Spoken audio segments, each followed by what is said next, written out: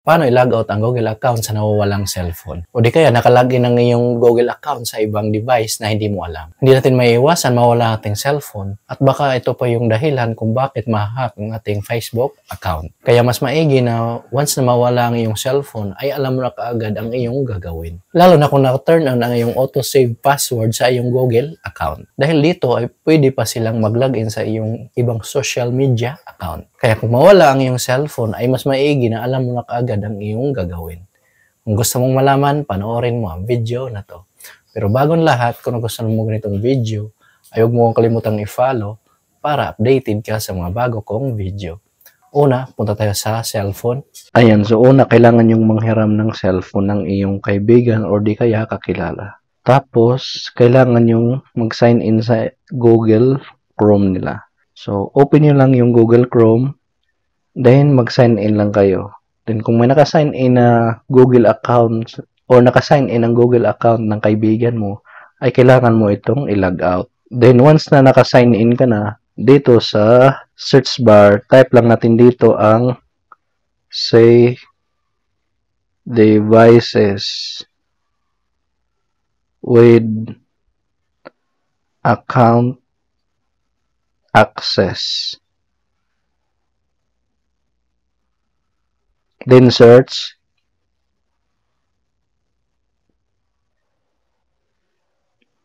Ayan, din dito lalabas yung Google Help. See devices with account access. Then pindutin lang to. Makikita mo dito ang you can see computers, phones, and other devices where you were signed into your Google account recently. You can check google.com devices. So, pindutin lang tong google.com devices.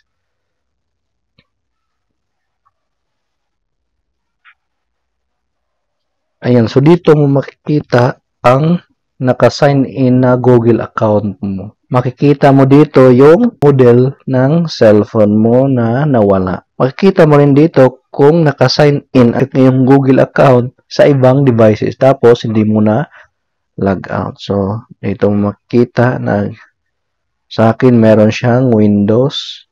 Ayan. Sa iPhone. Ayan. So, halimbawa, itong iPhone or ito yung account or ito yung cellphone mo na nawala. So, ang gagawin mo lang ay pindutin lang tong arrow.